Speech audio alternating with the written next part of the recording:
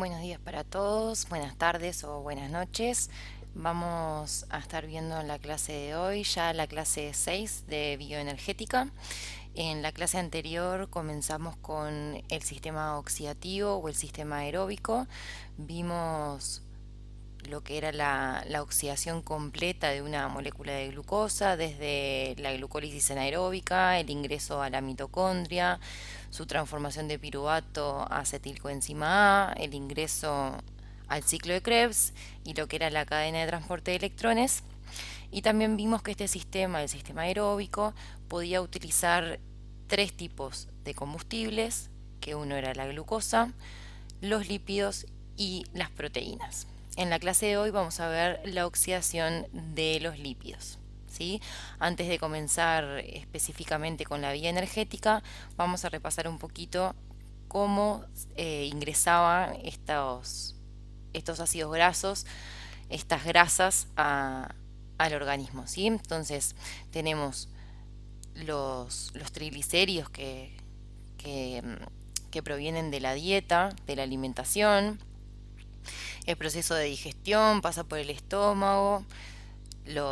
Hay determinadas enzimas que son las lipasas, que bueno, lo que hacen es romper estas grasas en subunidades más pequeñas. Recuerden que eso eran los ácidos grasos. Una vez en el intestino delgado, estos ácidos grasos atravesaban la pared, eran absorbidos, ¿sí? Y pasaban al torrente sanguíneo. Acá lo podemos ver. La forma que tienen las grasas de transportarse, una de las formas por el torrente sanguíneo, es a través de lo que llamamos kilomicrones. ¿Sí? Los kilomicrones son estas estructuras que estoy marcando acá con el cursor. Estos kilomicrones son los triglicéridos, colesterol y lo que llamamos apoproteínas. ¿Sí? Estos se juntan en estos kilomicrones. Recuerden que las grasas no son solubles en la sangre, por lo tanto tiene que ir transportados a través de estos kilomicrones. Bien, una vez que van en el torrente sanguíneo, van viajando por la sangre. En las paredes de los vasos sanguíneos vamos a tener lo que se llama la lipoprotein lipasa. ¿Sí? Recuerden lo que termina en asa, que eran una enzima. ¿Sí? Lo que va a hacer la función principal que va a tener la lipoprotein lipasa, es hidrolizar los triglicéridos. Recuerden que los triglicéridos eran tres ácidos grasos unidos a un glicerol, ¿sí? Por eso triglicéridos. Lo que va a hacer esta lipoprotein lipasa es hidrolizar, romper estos triglicéridos, y entonces va a liberar lo que son los ácidos grasos y el glicerol, ¿sí?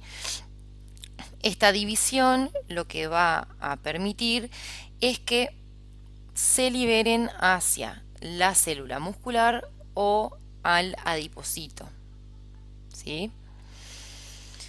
Adipocito, recuerden que es la célula del tejido adiposo. ¿Tá? Entonces puede ir al tejido muscular o al tejido adiposo. ¿Sí?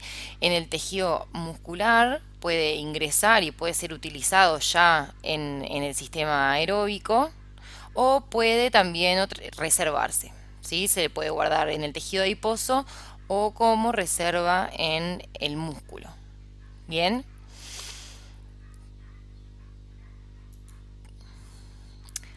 Una vez que nosotros tenemos, acá estamos viendo el tejido adiposo, ¿sí? Una vez que nosotros los tenemos reservados, tenemos la reserva de ácidos grasos.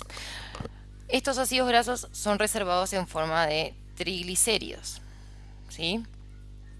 Una cosa importante, la lipoprotein lipasa acá los libera, pero una vez que ingresan nuevamente al tejido adiposo o al tejido muscular, se vuelven a unir en forma de triglicéridos, ¿sí? Es la forma que las tenemos almacenados acá. Entonces, una vez que lo tenemos almacenado, hay determinados estímulos que son provocados por el inicio del ejercicio, que activan lo que llamamos la lipólisis. ¿sí? Lipólisis, lisis de ruptura y lipo de las grasas. Entonces tenemos cuando hay un aumento de la adrenalina, de la noradrenalina, lo que son las catecolaminas, cuando hay un aumento del flujo sanguíneo hacia el tejido adiposo, el aumento del flujo sanguíneo puede estar dado por el ejercicio, ¿sí? Que hay un aumento de flujo, se va a activar lo que se llama lipasa hormonosensible, que también es otra enzima. Una vez que se activa la lipasa hormonosensible, lo que hace es romper estos triglicéridos en ácidos grasos y glicerol. ¿Sí? Lo divide. Esa es la función que tiene esta enzima. Una vez que están divididos, ¿sí? De un triglicérido vamos a tener 3 ácidos grasos y un glicerol, son liberados a la sangre. ¿Sí? El glicerol se puede ir al hígado y va a ser un factor gluconeogénico, o sea que a partir del glicerol podemos generar nueva glucosa en el hígado, o también puede entrar a la célula muscular y seguir generando energía, perdón. Por otra parte, los ácidos grasos van a ir hacia el torrente sanguíneo y van a unirse a la albúmina. ¿Sí? De esta forma, la unión entre el ácido graso y la albúmina es lo que llamamos ácido graso libre. Y esto sucede para que estos ácidos grasos sean solubles en la sangre, ¿sí? Puedan ir a través de la sangre hacia la célula muscular, ¿sí? Hacia el músculo. En el músculo, una vez que estamos en el músculo, estos ácidos grasos van a ingresar y van a empezar a transformarse, ¿sí? Se van a activar, es lo que dice activarse, y se le va a agregar una coenzima A. Además, en este proceso de movilización del tejido adiposo, una parte de los ácidos grasos libres también se dirigen al hígado, ¿sí? Y en el hígado se van degradando hasta formar lo que llamamos cuerpos cetónicos, ¿sí? Que estos cuerpos cetónicos también pueden ser utilizados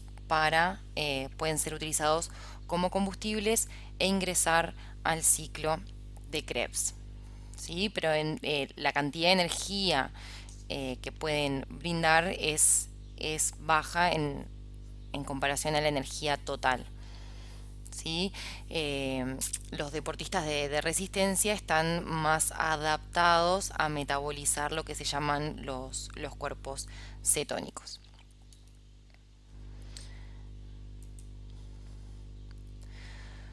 Muy bien, una vez que estos ácidos grasos, lo que tenemos acá, ácidos grasos y la albúmina, llegan a la célula muscular, el ácido graso libre va a ingresar a la célula, acá estamos en el citoplasma, y lo que sucede es un proceso de activación, ¿sí? Cuando hablamos de activación es que este ácido graso libre se une a una coenzima A y forman lo que se llama acilcoenzima A. Bien, acilcoenzima A es un ácido graso unido a una coenzima A. Esto es en el citoplasma, por lo tanto, este acilcoenzima A va a ingresar a la mitocondria. La forma que tiene de ingresar a la mitocondria es con un transportador que es la carnitina, ¿sí? La carnitina lo que hace es agarrar el grupo acil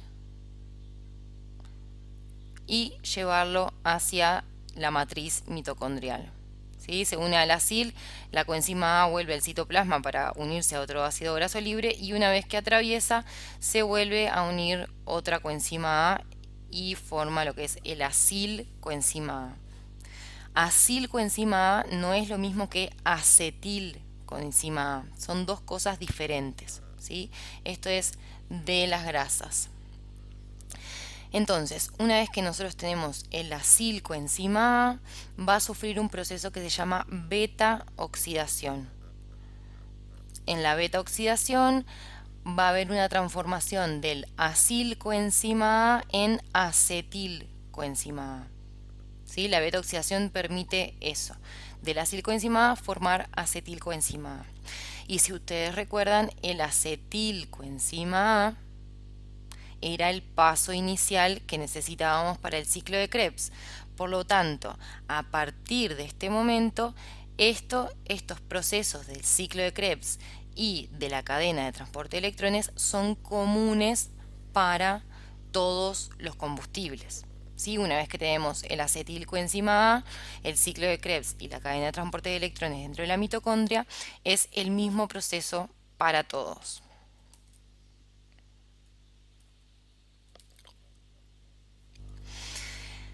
Entonces, vuelvo acá si queda más claro. Una vez que el ácido graso se activa, atraviesa la pared de la mitocondria, tenemos el acilcoenzima A, va a empezar la beta oxidación. Entonces, en la beta oxidación es el proceso que vemos acá. A ver si lo tengo ahí, la beta oxidación.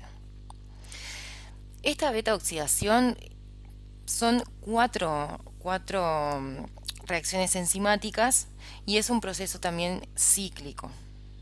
¿Sí? La función principal que tiene la beta oxidación es romper, entre comillas, el acil-CoA y transformarlo en acetilcoenzima A. ¿Cómo va a ser esto? Nosotros, los ácidos grasos, podemos tener algunos de cadena corta y otros de cadena larga. ¿Sí? Eso significa lo de la cadena, cuántos átomos de carbono están unidos. ¿Sí? Entonces podemos tener, por ejemplo, un ácido graso como es el palmítico, que tiene 16 carbonos. Lo que yo quiero hacer con la beta oxidación es pasar de esos 16 carbonos que tengo en una cadena a subdividirlos de a 2 carbonos. ¿Cómo sucede esto? A través de la beta oxidación.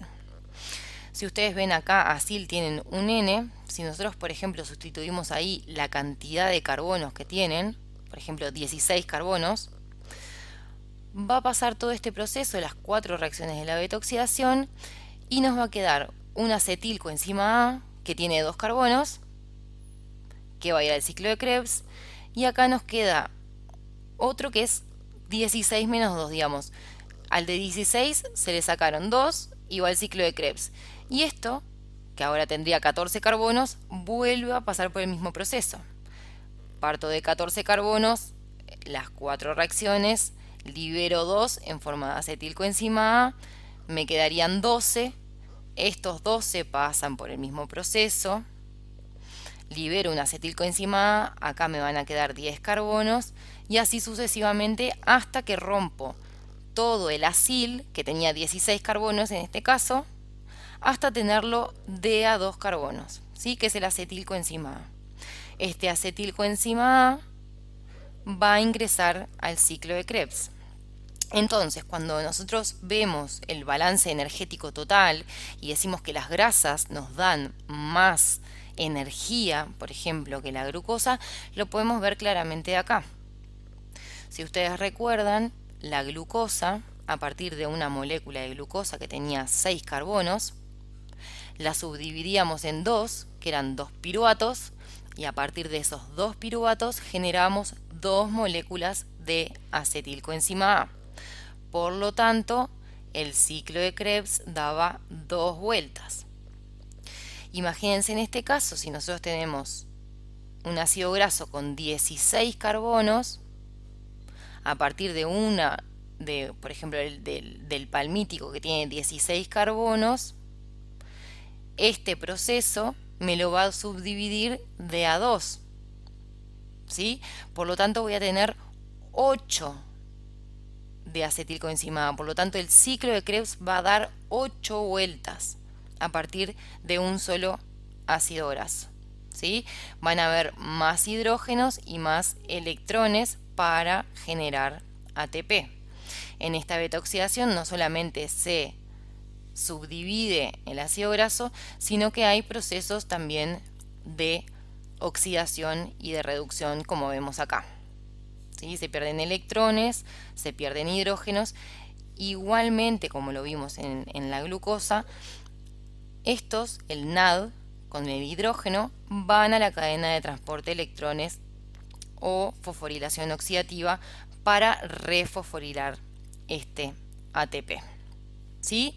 Entonces, teníamos la movilización de los ácidos grasos a partir del tejido adiposo, cómo se transportaban a través de la sangre unido a la albúmina, cómo llegaba al tejido muscular. Veíamos que una vez que ingresaba al tejido muscular se activaba y nos generaba lo que es el acil coenzima A. La carnitina lo transportaba hacia adentro de la mitocondria y una vez que estaba en la mitocondria sufría el proceso de beta oxidación, ¿sí? Que se oxidaba el ácido graso hasta obtener moléculas de acetilcoenzima A, hidrógenos y electrones para seguir el mismo camino que es el ciclo de Krebs y la cadena de transporte de electrones. ¿Sí?